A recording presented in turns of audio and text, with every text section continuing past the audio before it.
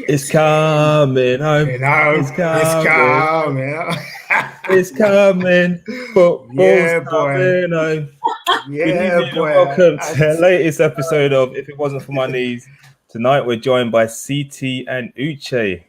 So let's get started on a review of the semi-finals. Uche, where do you want to start? Tell me. Start with his boys first. There's only one place, isn't there? Okay, so Uche, you and I were fortunate enough to get tickets to this match at Wembley. For the viewers, go check out our little video montage on YouTube. Fantastic game, and you got the result you wanted. Yeah, I mean, it was a hard one. I've got to be honest.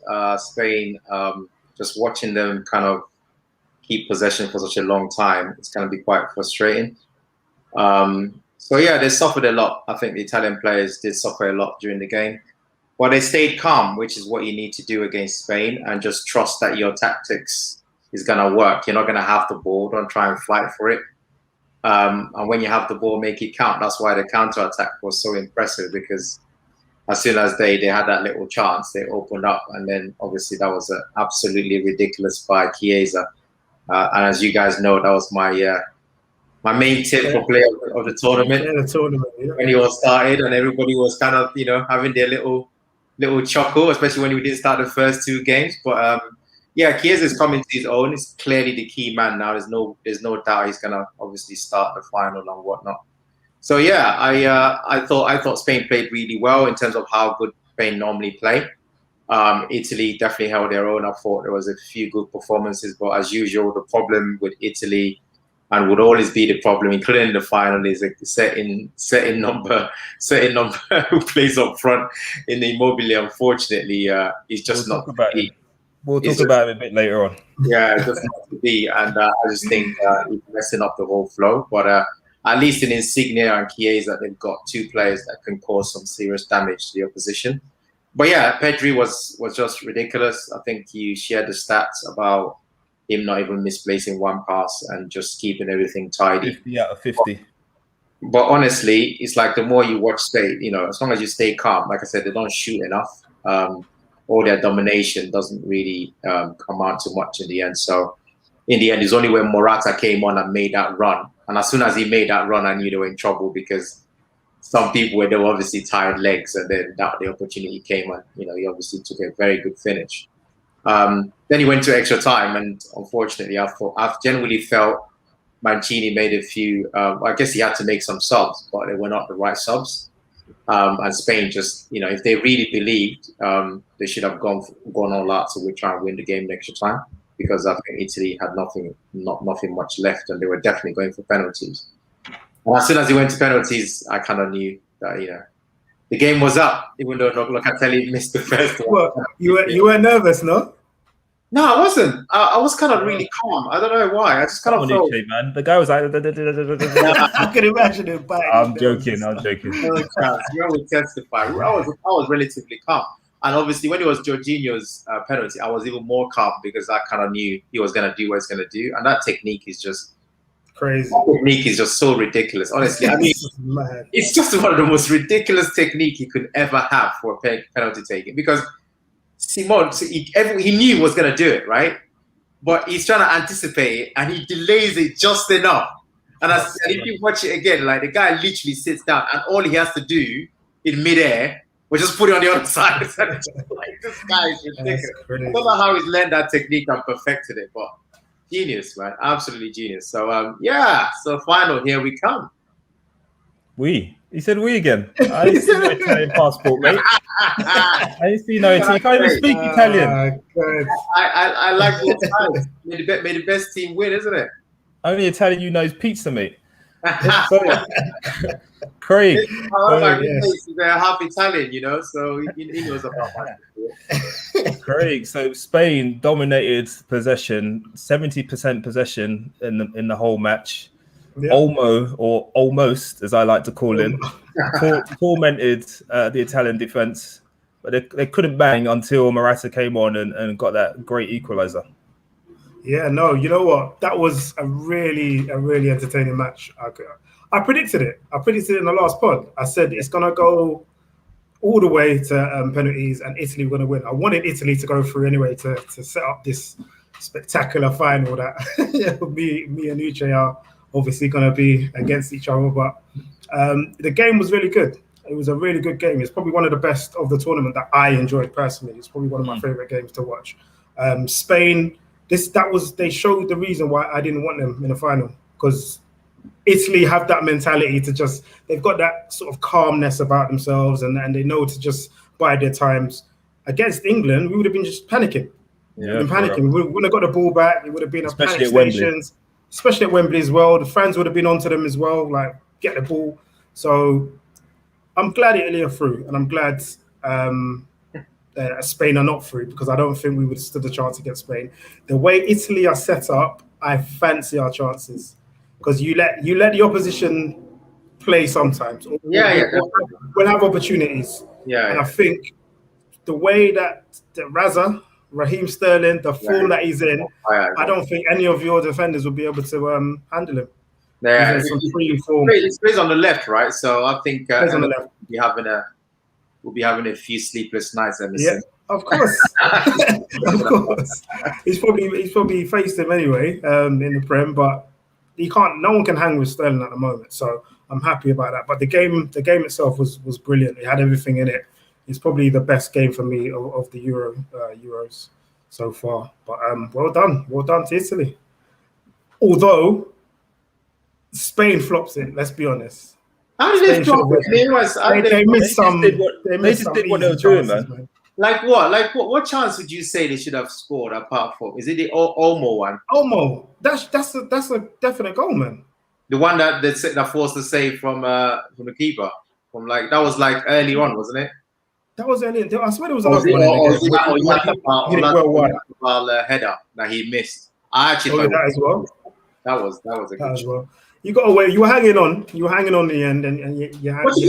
Right? I know what you're saying, but at 1-0, that was their only chance, and then they banged. I reckon if they didn't bang that goal, Italy was again 1-0. But obviously, I was actually disappointed that they scored because of the final that I wanted. Yeah. In terms of the equalizer, the Marseille equalizer, I thought, oh no, you know what? I think they're gonna win this now. But if it wasn't because of they have no strikers, normally a game like that, it's score equalize. I was thinking it's all over. Yeah, but because I just get consoled for the fact that these people ain't got killers, so they might continue to have the ball. They ain't gonna get that second goal. So yeah, no, I enjoyed that. It was a great game, top quality game. What was the atmosphere like? No, it was good. It was good. They had one side. Sorry. No, you go. I was just saying they had one side, obviously Spain, which is what they're trying to arrange for the final. So they have this one side Spain thing arranged on one goal post, and then Italy on the other. And when they played the penalties, it was actually on Italy's end that they played the penalties. And there's quite a lot of I don't know how they arranged quite a lot of Italy and Spain mixed where we were in the middle.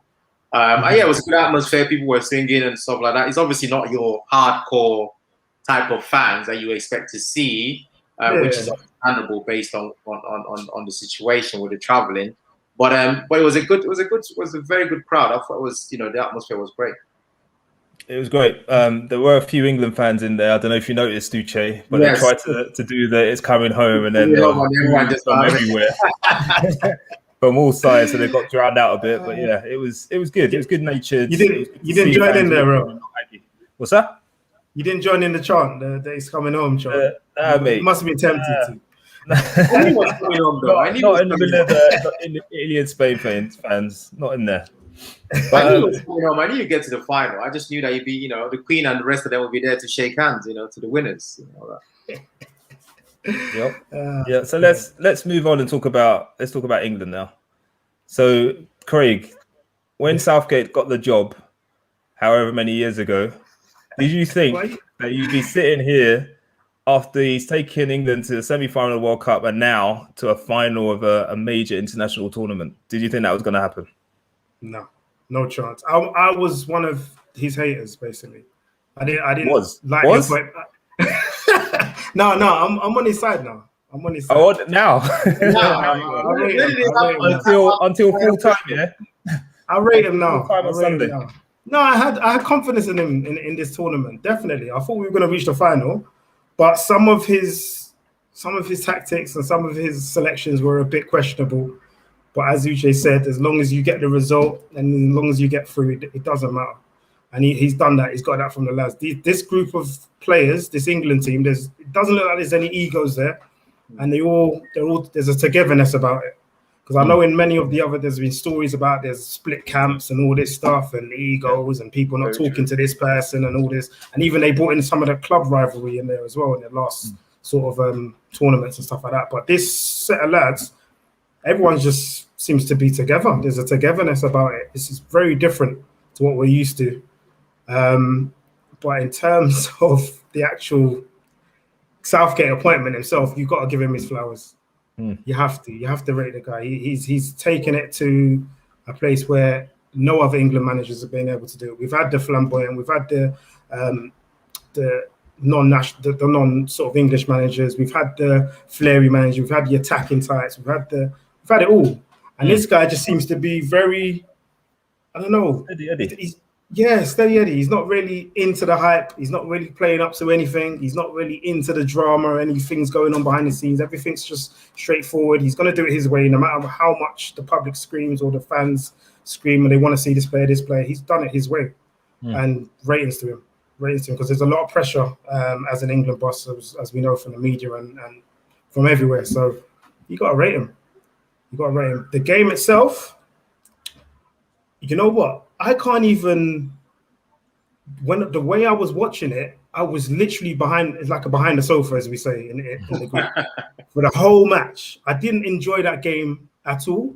I only enjoyed the obviously the bits when we scored, got a penalty and stuff like that. But in terms of actually watching it as a game, as a spectacle, I didn't enjoy it. I didn't enjoy it because the whole thing with Denmark scoring first. And I literally thought, oh my God, we've got all this way and we're actually going to flop. And we had this discussion in the group, Uche, about the goal. Have you seen it again now, the Denmark goal? Yeah, of course I've seen it many times. It should have been saved. It should have been saved. It should have been saved, man. It should be saved. 100%. And the reason why you can't score a goal. You can't score Uche. Wait a second. The ball was just off center of the goal. You cannot have a goalkeeper in a goal, the ball going to just off center of the goal, and then you say, "Yeah, well done, great free kick." No, can't do that. The positioning was off, totally off. The position, it was too far over, so he couldn't get across. And even then, the ball was only about that much away from his hand. The cheek of it, when he's setting up that wall, you can hear him shouting at John Stones. I think it was John's not listening to him. He's screaming at the top of his lungs like he knows how to set a wall up, but he clearly doesn't because his positioning was totally off. Yeah, like I said, I don't get it. I wasn't really watching the goalkeeper per se. The reason why I think it's a great goal is simply the case. The tallest players were in the right position and they knew they were going to go high. So they jumped. They jumped ridiculously high. And the ball literally is the tiniest window. That's why I rate the strike. I mean, by all means, I'm not taking anything away from the strike. Yeah. By all means, if you want to diss the goalkeeper or whatever, and you want to run with it, you know what? Go for it. I'm not that bothered. What I'm trying to tell you is, he claims you watched it again. I'm saying to you, watch it again. It literally was almost like just above the head, and then he had to get it in that window because he had to dip. Yeah, he had to go up above that big and then dip and then go in. But absolutely, yeah. If you look at it just for purely goalkeeper, you should say that. I actually believe even the keeper got there, he might have tipped it in. Because he was the power on it. The power. Yeah, good power. It's a good shot. It's a good shot. I just thought it was like, I'm just not interested in the keeper. I'm interested in that strike. To do that in the biggest stage semi-final for your country and get a free kick right. Because I've been seeing loads of free kick. We've seen it all tournament, right? Over the bar, can't crest the wall. And I just thought the wall was fantastic. Tall players jumped really high and he went right up and dipped. That's why I rated it goal. But yeah, if you're gonna just focus completely and say forget the strike and focus on, I just think the technique is so difficult to execute that when it comes off, then yeah, you could now say, oh, the keeper. But the keeper could say, I expect you guys to clear that ball, and I don't think it's that great. I mean, who's Damsgaard in the stretch? Who is Damsgaard in the stretch of things to say? One I'm of going to the put it in players, that place.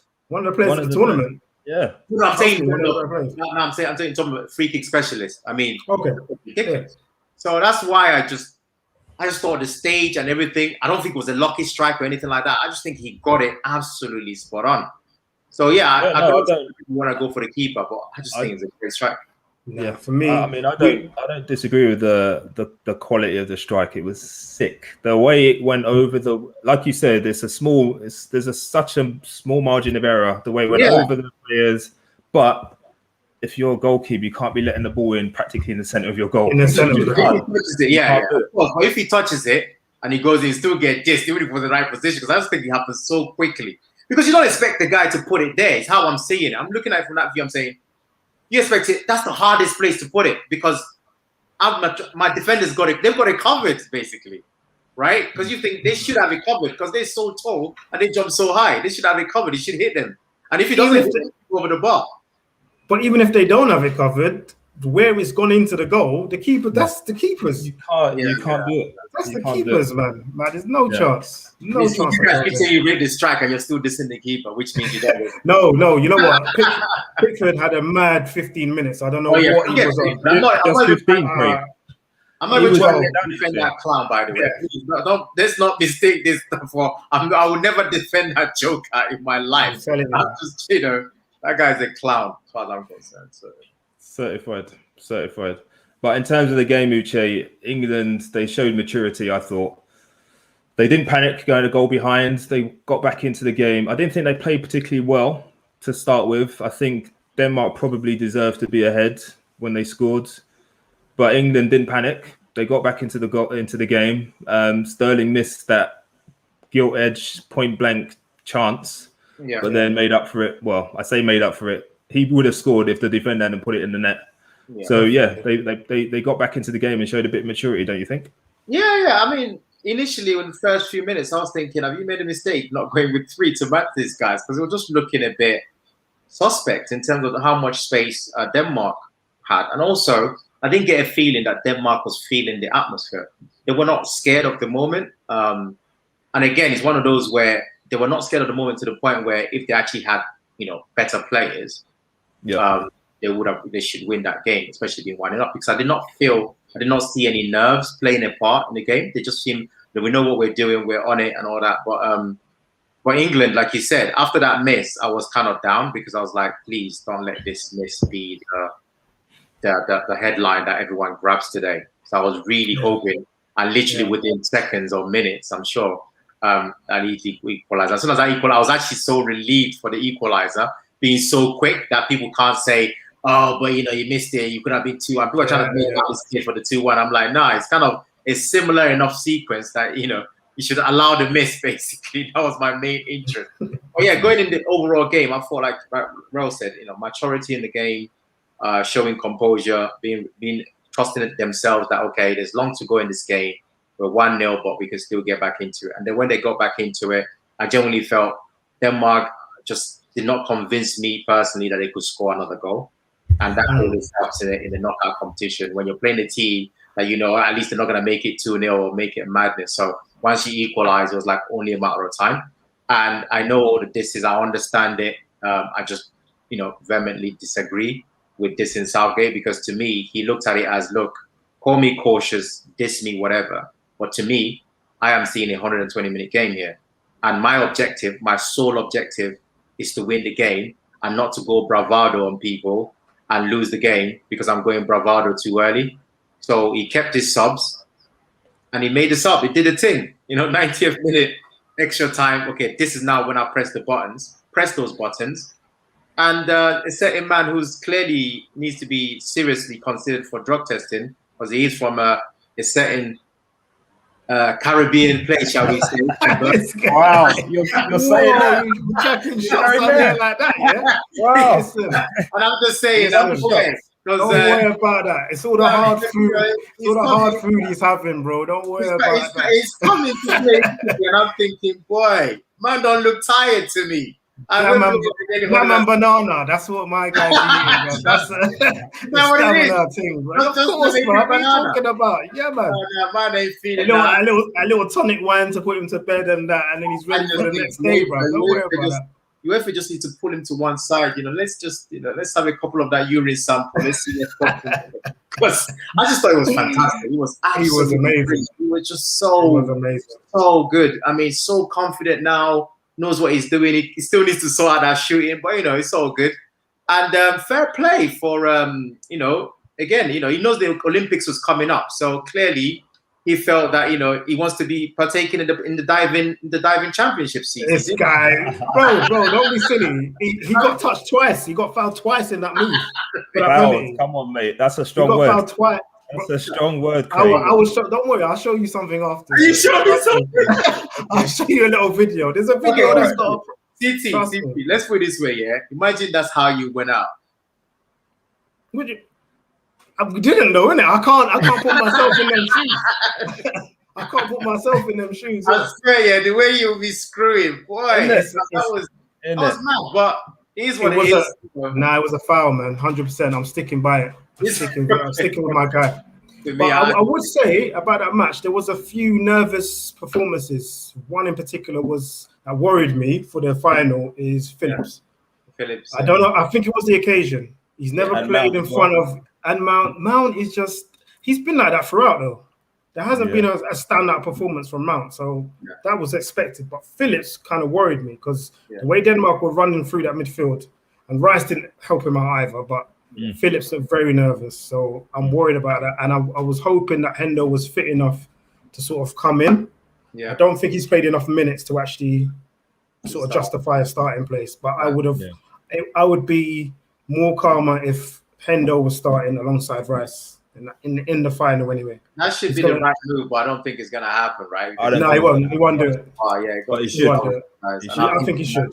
He might be the difference in the final, actually, because we'll talk about it in a minute. But like you said, I thought Phillips and Rice were really bad in terms of feeling the nerves more than anything. It's the occasion. It's what it is. I was saying to him, like, these guys are young boys. Phillips just had a full season for Leeds, and now he's playing in this level. Rice has been playing for West Ham, and now he's at this level. So his nerves, maybe this will help them for the final, maybe not. But I think it was a huge occasion for their country. 100%. So, and they haven't even got that many caps for their country as well. So this is like mega pressure. So it's new to them, I'll let them off. And just talking about young players, let's have a little word on Saka. What a vote of confidence it is for the manager to be picking him. Biggest game England have played in years, last World Cup. And then Saka, I mean, he didn't have the best game, but the guy didn't hide at all. And then he set up the equaliser. As Arsenal fans in that forum, we've been telling you, man, about Bukayo from last season. The guy, he doesn't shy away. He plays the mentality, the maturity that he shows on that pitch. He just outdoes everyone. I'm talking about as an Arsenal fan, Arsenal perspective now.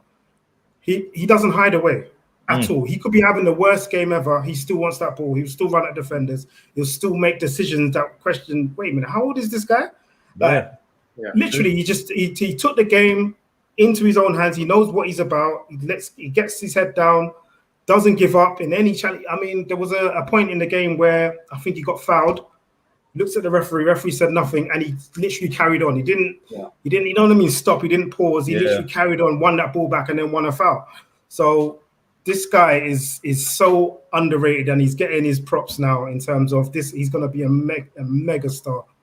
This is why I rate Southgate so high, because I just cannot see any England manager from before. I don't care. You can go as far back as I don't know, 60s or whatever, where you're gonna play three young boys, who had hardly next to no experience, just because you believe in what you're seeing, probably in training or tactically or whatever. So Saka, Rice, and obviously I would even put Mount in there. So Saka, Rice, Mount, and Phillips. These guys are ridiculously young boys.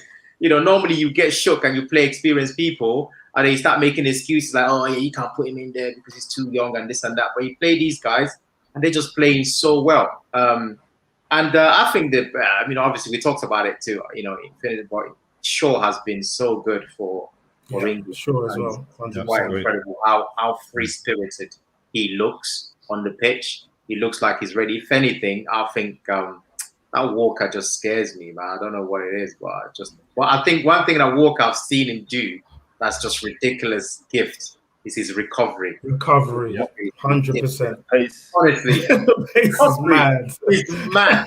Because when you see, especially when we're watching the other game at Wembley, yeah, there'll be all these little sniffs when someone gets put through, and you're like, bro, you ain't got no pay. And then you look at how fast he's doing. Walker can give so many players a head start.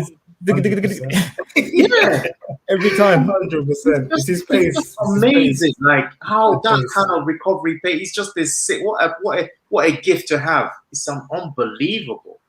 And he hasn't really done a lot going forwards in this tournament at all. But there's been a few occasions in the last few games at least where a player's through on goal and then you just see Walker come out of like, where did he come from? Exactly. Takes the ball off them. Yeah. So no, he's done well. So let's move on and talk about the final now. Sunday evening, we're going to be watching it together, aren't we? Yes, we are. I believe so. Yeah, we're watching it together. So I'm going to try and keep CT and Uche apart. Don't want any fisticuffs. I don't want Uche to start throwing his spaghetti at you. You throwing your bangers and mash it in. I don't want none of that. All right. Hey. But yeah, final on Sunday at Wembley. It's going to be incredible atmosphere. We saw, well, I think probably everyone has seen videos of how the fans celebrated in the streets last night. So, yeah, what's going to be the result? I know you're confident, Craig, because it's Italy and it's not Spain. I'm surprisingly very confident. Like I think we're going to score a few goals. I think it's going to be 3-1. I actually think it's going to be a very open game as well.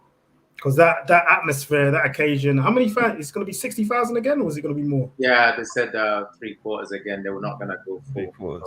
3/4. Okay, so it's just the occasion. Like we haven't been here.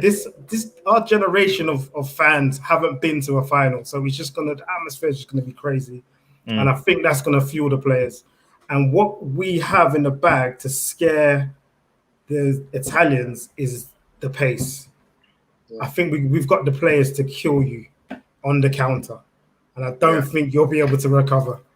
And you can play all this possession stuff, but it's not your style. It's not the way Mancini set you guys out to play. So I don't know. I think you're going to give us. I think you're going to give us opportunity, and I think this guy, and I think we have the tools to actually put you guys under extreme pressure. Extreme pressure. Okay. Raheem's on form. Yep. You got Saka on the other end. Yeah.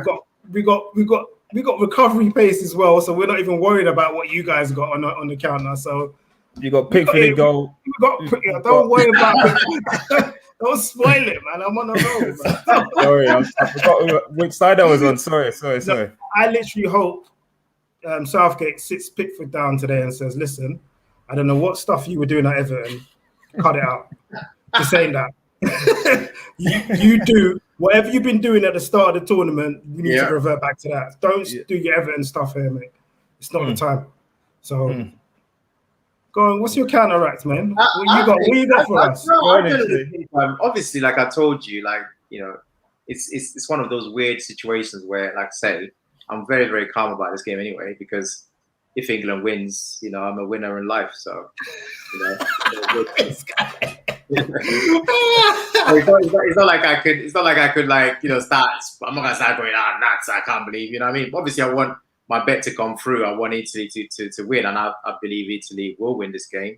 And what you said is what is still my one worry, because if Spinazzola was fit, I wouldn't be saying it. But I think Raheem Sterling playing against Emerson doesn't fill me with hope.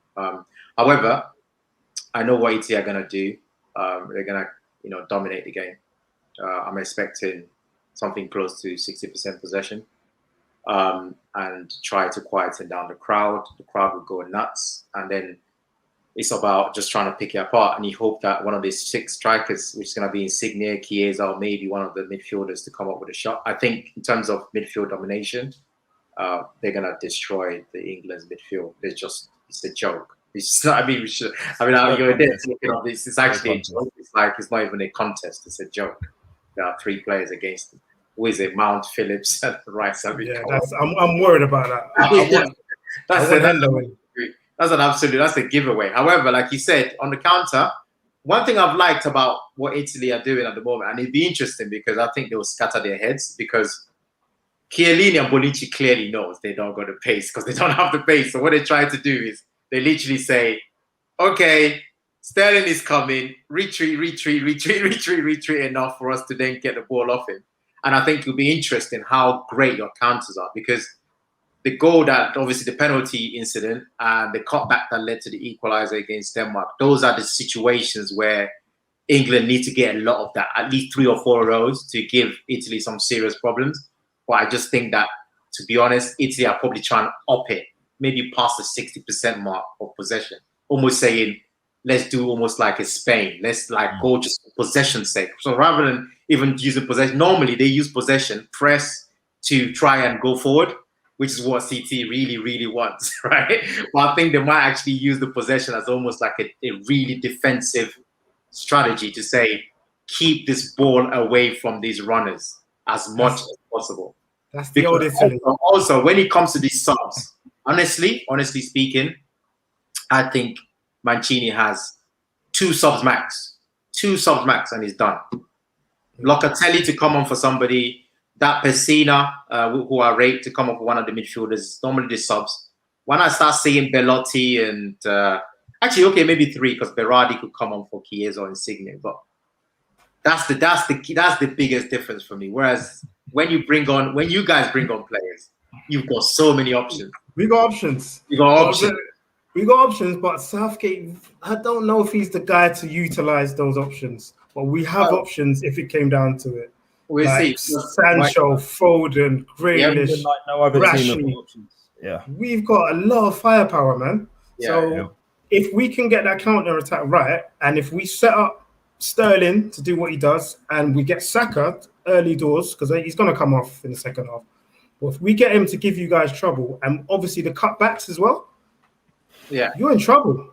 Yeah, but like I said, I don't think you're going to get the ball that often. I just don't think you're going to get. It's just a simple strategy against those 3 English players. You just keep the ball away from them, and then Phillips start getting to the back of somebody. You've seen Phillips, right? All he needs to do is go on a yellow card, and he's done. If he gets a yellow card early, he's done, because he can't do them silly things again. You say that. I'm hoping Sterling gets Emerson early doors a yellow card. Again, I'm telling you, it's interesting. The emergency. Interesting. I mean, like you said, once you say that, I mean, it's one of those where I think it's gonna be a good game. I hope it's gonna be a good game. I think it'll be open. But yeah, I haven't seen enough to be worried about. England at all. There's nothing there. And I would say our firepower is better than yours. Yeah, but you're not going to get the ball, so it doesn't matter. We don't need the ball. We don't need 60% possession. We don't need all that. You're crowd, man. Give us 35% and a Kane chance, and it's done. The game's done, bro. All I say is don't be 1-0 down like against Denmark, because you're not coming back in that game. That's all I say. So if it's 1-0 down, it's curtains, because these people. If you thought your diving champions was good, wait till you see the masters of divers when they come. Yeah, well then. Yeah, exactly. Yeah, I'm just going to reply to ORB1's point. You obviously weren't tuning in earlier. I rate Southgate. You now rate Southgate. I rate him. It now rates him. ORB1. He's not a big fan, because he's coming home and he's in the final. He's had a few pints. Ask him again on Monday, though. ORB1. Ask him again on Monday. On Sunday, he's gonna have some Peronis, and then nah. We don't. That's banned. That's banned. no Italian produce is going on. Forget that. Go on. Were you saying something, Uche? No, I'm saying that I'm looking forward to the game. It will be good. But like, honestly, I'm kind of like, it's just going to be a great occasion. I'm happy that England did it. I'm so happy Southgate did it, because there's a lot of doubters and people were not happy with a lot of this. Don't do this, don't do that. It's got there. That's what matters. Nobody else, apart from the guy that took it home in 1966, can ever chat to Southgate. Nobody. Yeah. And that's the way it goes. That's the way history goes. History can never chat. No one can chat to Southgate unless you're from the 1966 crew. End of story. And that for me is the highlight of the tournament. It's just to be able to say, have some of that. Semi-final 2 years in the World Cup. Final, come on, man. Seriously? You're gonna diss that and say, oh, it's the players and this and that. Come on. I better play it. You've had the Gerrards, you've had the Becks, you've had all of that. They didn't even smell it. They didn't even smell the semis. This guy's them there, so I'm happy for that. So just want to pick up on a few of the comments. The answer said earlier, where's Mikey? Still not watching Italy. I think Mikey will be watching on Sunday. Everyone says it's coming home. And the answer again saying you think it will be open to young sides. So following on from what you said, CT. All right, lads. So we come to the prediction. By the way, I've just realised I didn't give. I was just about to say we're coming now to the crunch prediction time. I'm going to start with you, Uche. Who's going to win the match and what's the score going to be? Clean slaps 2-0 Italy. Wow. Okay. and CT, who do you think is going to win the match? I'm going 3-1. I'm going 3-1 England. I'm telling you, I'm confident. These guys, it's written in the stars, man. We're at Wembley in a final of the Euros. Come on. I agree. I was gonna go 2-1, but I'm not having it. I'm not having England scoring. So okay, we're getting a few coming in. The answer 2-1 to Italy. Oh, everyone, 2-1 England. Mikey, hey, it's coming home. England win. Mr. Trex 3-2 England after extra time. Okay, it's gonna get nervy. Okay, and I'm gonna say that England are gonna win. I think they will win 2-1 after extra time. All right, in that case, lads, where's the party at, man? Because I want to party still. Come dressed for it on Sunday, innit? You're not going to get me despondent, you know what I'm saying? That's happening. Watch me subside nicely. Come dressed for it, and we'll be painting the town red. Yeah, man, let's paint the town red, no long thing. Take Monday off one time. All right, okay, let's leave it there, lads.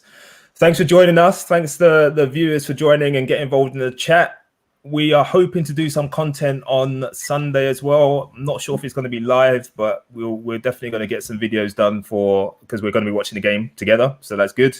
But obviously, we're going to be back for the normal show on Monday night. So we will see you then. Thanks for joining us. Come on, England. It's coming home. It's coming. It's coming. Football's coming. Come on.